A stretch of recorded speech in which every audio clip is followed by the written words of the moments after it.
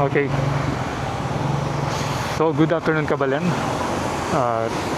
Ngayon ay nandito tayo sa may Jasa Road. Yan. Sa tapat ng Pampangas Best. Doon sa ilalim ng isang overpass. So, ang oras ngayon ay 5:46 na. And today is Monday, August 10, 2026. So, for today's video ay i-update natin itong Jose Abad Santos Avenue dito sa may City of San Fernando papunta ng Mexico. Dahil nakita naman natin na sunod-sunod yung pagulan at nagbaha sa San Fernando kahapon doon sa may downtown. So meron tayong meron tayong vlog doon. Pwede nyo i-check dyan, ipa-flash sa screen para makita ninyo yung update kahapon, which is August 9, Sunday. At ngayon itong video ito ay request ng ating buting subscriber na si Sean Salmans ng taga Arizona, USA. So shoutout kay Mr. Sean Salmans at ito yung request mo. I-explore natin itong Jose Abad Santos Avenue dito sa may City of San Fernando all the way to SM Pampanga hanggang dun sa may Mexico, siguro hanggang dun sa may Lagundi. Yan, para makita natin yung update dito kung meron bang binahagaya ng sa San Fernando at kung possible ba yung stretch ng highway na ito. So let's go.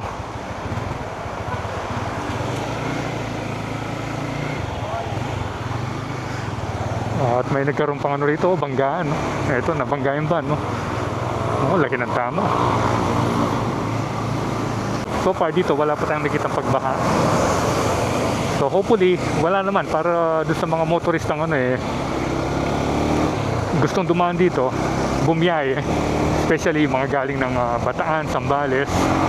Ito kasi yung rutang dadaanan nila Kundi diretso ka ng Nueva Ecija, ganyan. So ito, approaching na tayo dito sa may overpass. Yung steel overpass ng City of San Fernando, which is ito yung pangalawang overpass kasi yung kanina kung saan tayo nag-start, yun yung una, yung sa may papasok ng St. Jude or Lasatin Boulevard.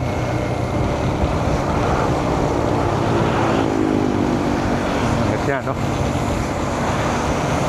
Dito pala bawal na yung mga truck, kaya trucks do not enter. Kaya yun, yung truck na yun doon sa ilalim dumaan.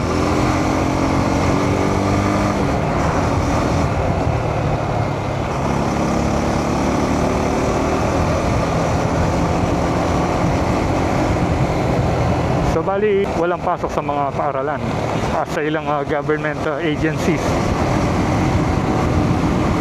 Dahil nga nagtuloy-tuloy yung pagbuhos ng ulan, siyempre yung mga ilang kalsada nabaha.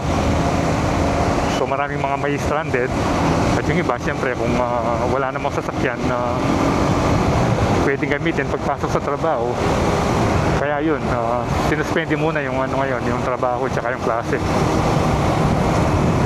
At ito yung first U-turn, yan.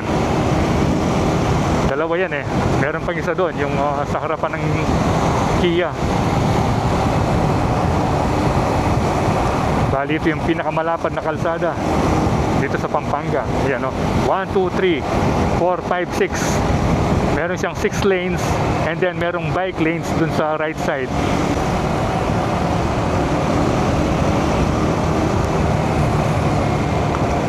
Pero yung nakita natin sa news kagabi, yung yung portion na binaha rito ay yung papuntang Greenville subdivision.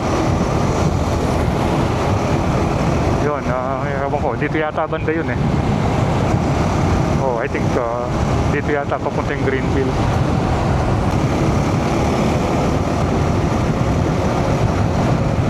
Ayan dito na tayo sa may Toyota and SNR. Yan, magkatapat lang yan.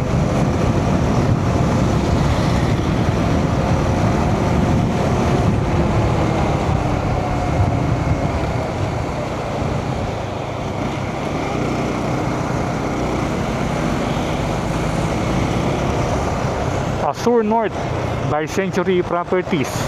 Ang ganda ng mga condominium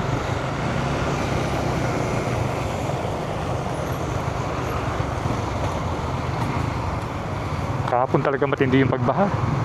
Na-shock tayo sa itsura ng San Fernando. First time natin ma-encounter yung baha ron.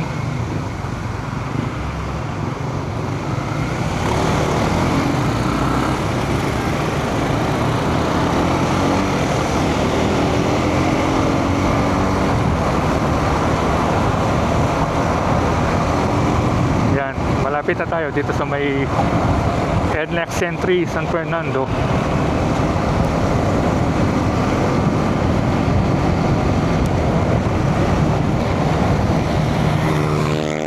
Yun o, ang bilis ni Kuya.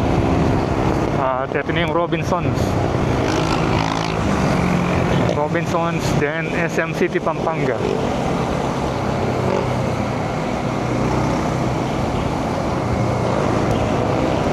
So far all goods naman. Wala pa tayong na-encounter na pagbaha rito. Ewan ko lang sa likuran ng Robinson Star Mills. Kasi I think Barangay San Jose na yung sa likod nito.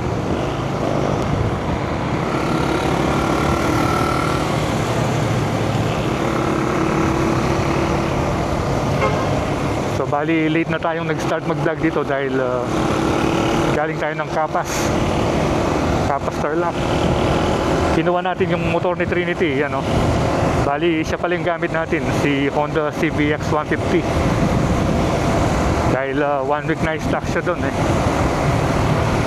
So if you still remember, tayo ron, nagkaroon ng aberya nung nag-trail tayo sa may Ansap Mountains. Sumemplang si Trinity and then hindi na siya makapag-drive. So tinulungan tayo ng mga trail riders ng Capas. So shoutout sa kanila, yung mga mababait nating bagong kaibigan doon sa Capas. At ngayon I think boundary na ng Mexico ito. Lagundi, yan. I think Barangay Lagundi na ito.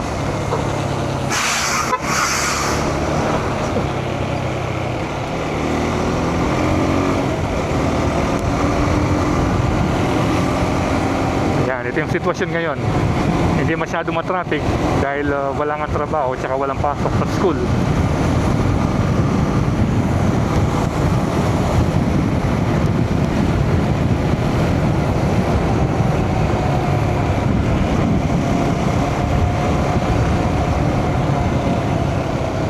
Dito na tayo sa may junction dito.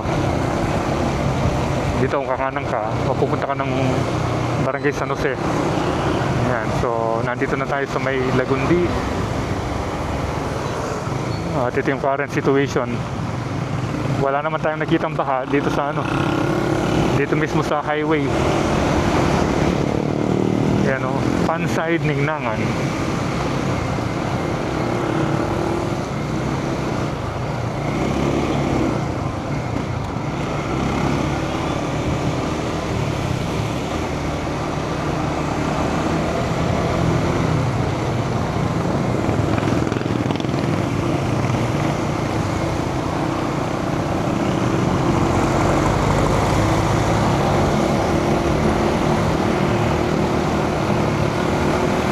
Hindi natin masyadong master yung kalsada rito kung saan ba yung parting mababa.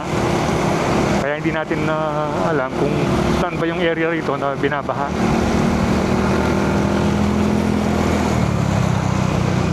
Ayan, yung gas dito 68.42 yung unleaded.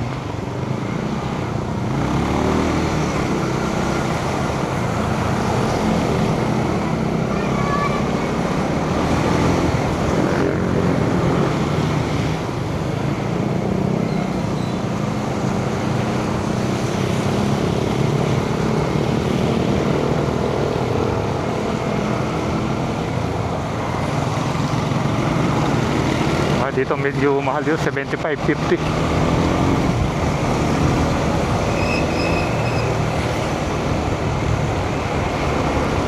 Cleantech, magkano bang presyo sa Cleantech? Okay, I think gano'n ito. Barangay Santo Cristo. Ayan, Santo Cristo, Mexico, Pampanga.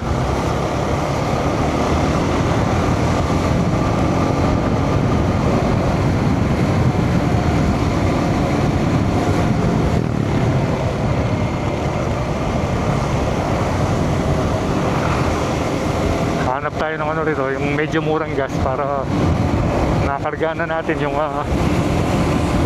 motor ni The Trinity. 2 bar na lang siya, oh.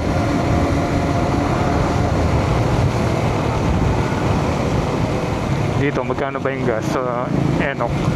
75.50 yung unleaded. Cafe Adi, mukhang maganda ron, Cafe Adi.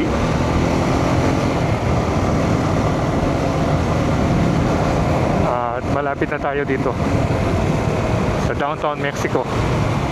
And ito yung update ngayon, all good siya, walang baha, dire-diretso mula dun sa may pangalawang flyover nitong Jose Abad Santos Avenue, which is sa San Fernando, hanggang dito sa may downtown Mexico, wala tayong na-encounter na baha. Yan. At ito na yung magandang church, you know, yung Santa Monica Parish Church. At ito yung magandang building ng ano, ayan, no, bago siya, Mexico, pero hindi nakasindi yung screen, yung widescreen. Ito, I think ito yata yung umapaw, diretso ito hanggang San Fernando. Ayan, no, medyo bumaba na yung level ng tubig dito.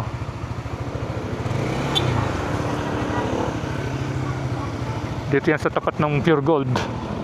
Ayan, no, ganda ng simbahan, no. Ayan, di na ganyan kalakas. Parang ito yung nakita yata natin na pinuntahan ni Mayor, Ayan, umabot hanggang dun yung ano, yung dun sa magandang malinis, hanggang dun yata yung level kahapon. Road close. Alin kaya yung road close dun? Gaya ng sabi ko, wala tayong nakitang pagbaha rito. So hanggang dito na muna yung update natin ngayong araw na ito, which is August 10, 2026, araw ng Lunes, from City of San Fernando hanggang dito sa may Mexico, dito sa town proper.